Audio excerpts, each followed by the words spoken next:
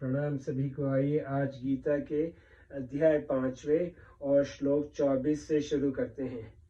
योऽन्त सुखोऽन्तरारामस्ततान्तर ज्योतिरेव य स योगी ब्रह्मा निर्वाणं ब्रह्मा भूतोऽधिगच्छति।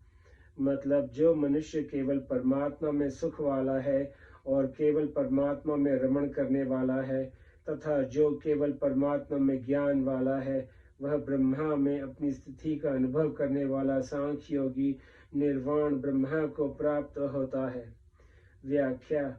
योऽन्त सुखोऽन्तरारामस्तथान्तर ज्योतिरेव य, मतलब जिसको प्रकृति जन्य ब्रह्म पदार्थों में सुख प्रतीत नहीं होता, प्रत्युत एकमात्र परमात्मा में ही सुख मिलता है, ऐसे साधक को यहाँ अंत सुख कहा गया है।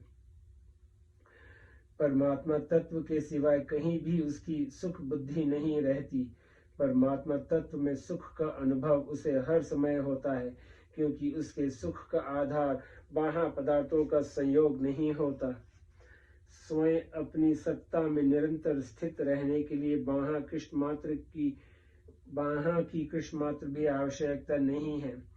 स्वयं को स्वयं से दुख नहीं होता, स्वयं को स्वयं से अरुचि नहीं होती। यह अंत सुख है। जो सदा के लिए न मिले और सभी को न मिले वह बाह्य है, परंतु जो सदा के लिए मिले और सभी को मिले वह आभ्यंतर है।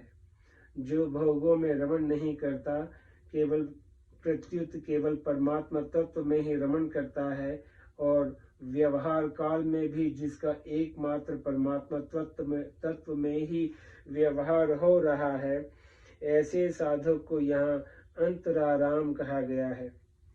इंद्रिय जन्य ज्ञान, बुद्धि जन्य ज्ञान आदि जितने भी सांसारिक ज्ञान कहे जाते हैं, उन सब का प्रकाशक और आधार परमात्मा तत्व का ज्ञान है। जिस साधक का यह ज्ञान हर समय जागृत रहता है उसे यहाँ अंतर ज्योति कहा गया है। सांसारिक ज्ञान का तो आरंभ और अंत होता है, पर उस परमात्मा तत्व के ज्ञान का न आरंभ होता है न अंत।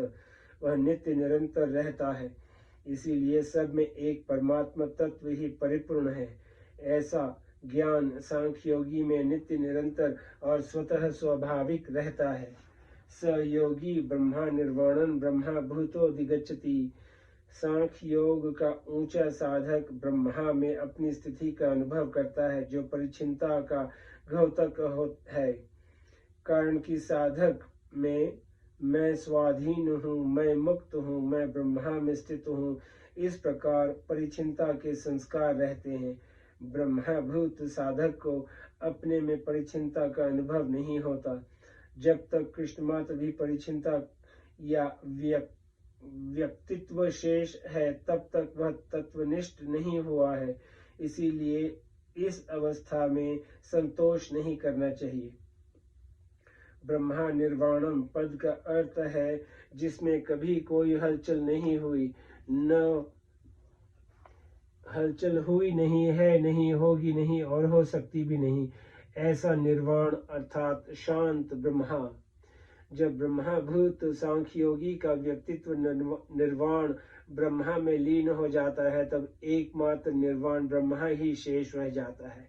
अर्थात साधक परमात्मा तत्व के साथ अभिन्न हो जाता है, तत्वनिष्ठ हो जाता है, जो कि स्वतः सिद्ध है। ब्रह्मभूत अवस्था में तो साधक ब्रह्मा में अपनी स्थिति का अनुभव करता है, पर व्यक्तित्व का नाश होने पर अनुभव करने वाला कोई नहीं रहता। साधक ब्रह्मा ही होकर ब्रह्मा को ही प्राप्त होता है।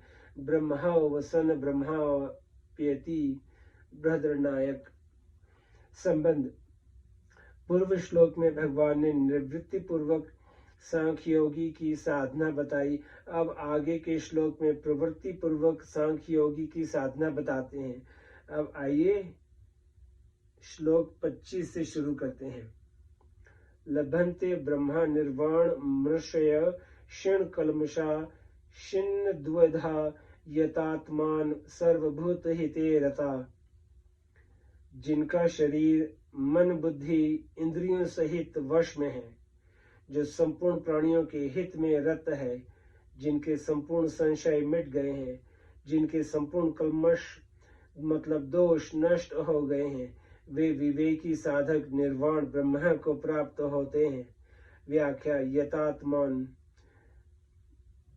नित्य सत्य तत्व की प्राप्ति का दृढ़ लक्ष्य होने के कारण साधकों को शरीर, इंद्रियां, मन, बुद्धि वश में करने नहीं पड़ते, प्रत्युत ये स्वाभाविक ही सुगमता पूर्वक उनके वश में हो जाते हैं।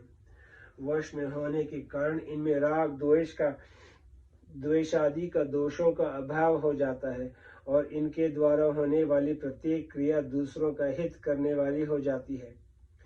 शरीर, इंद्रियां, मन, बुद्धि को अपने और अपने लिए मानते रहने से ही यह अपने वश में नहीं होते और इनमें राग, द्वेष, काम, क्रोध आदि दोष विद्यमान रहते हैं। ये दोष जब तक विद्यमान रहते हैं तब तक साधक स्वयं इनके वश में रहता है।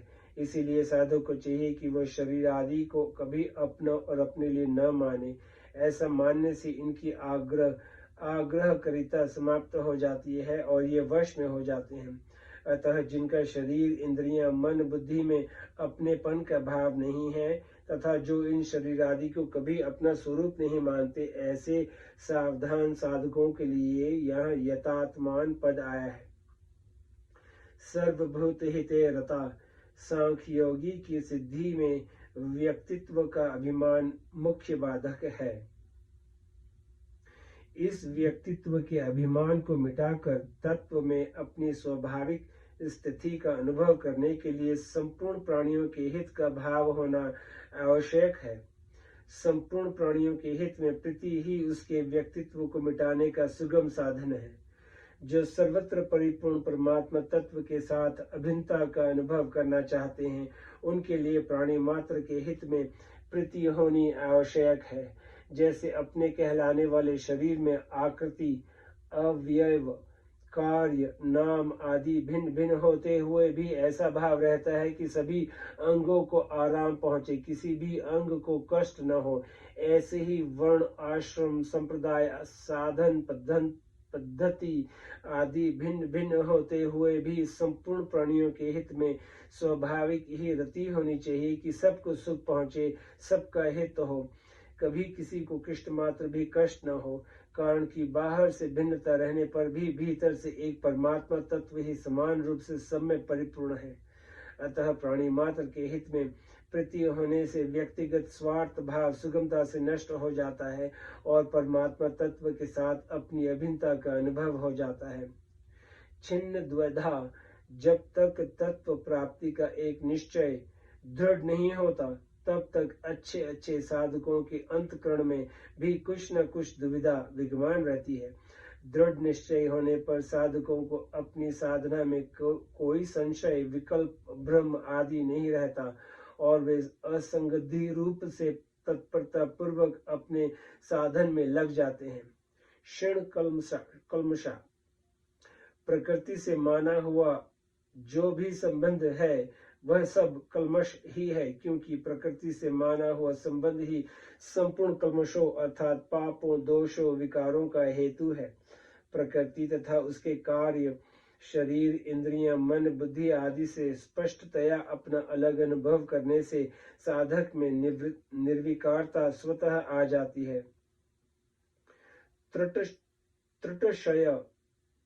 त्रुटश धातु का अर्थ है ज्ञान। उस ज्ञान विवेक को महत्व देने वाले ऋषि कहलाते हैं।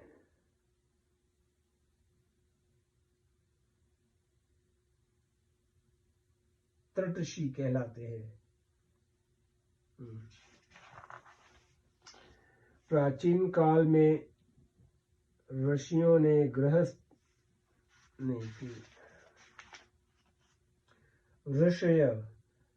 ऋषि धातु का अर्थ है ज्ञान। उस ज्ञान मतलब विवेक को महत्व देने वाले ऋषि कहलाते हैं। प्राचीन काल में ऋषियों ने गृहस्थ में रहते हुए भी परमात्मा तत्व को प्राप्त किया था। इस श्लोक में भी सांसारिक व्यवहार करते हुए विवेक पूर्वक परमात्मा तत्व की प्राप्ति के लिए साधन करने वाले साधकों का वर्णन है। अतः अपने विवेक को महत्व देने वाले ये साधक भी ऋषि ही हैं। लभन्ते ब्रह्म निर्वाणम, ब्रह्म तो सभी को सदा सर्वदा प्राप्त है ही, पर परिवर्तनशील शरीर आदि से अपनी एकता मान लेने के कारण मनुष्य ब्रह्म से विमुख रहता है। जब शरीर आदि उत्पत्ति विनाशशील वस्तुओं से संबंध विच्छेद हो जाता है, तब संपूर्ण विकारों और संशयों का नाश होकर सर्वत्र परिपूर्ण ब्रह्म का अनुभव हो जाता है। लभन्ते मतलब लभन्ते पद का तात्पर्य है कि जैसे लहरें समुद्र में लीन हो जाती हैं, ऐसे ही सांख्य योगी निर्वाण ब्रह्म में लीन हो जाते हैं। जैसे जल तत्व में समुद्र और लहरें ये दो भेद नहीं हैं, ऐसे ही निर्वाण ब्रह्म में आत्मा और परमात्मा ये दो भेद नहीं है।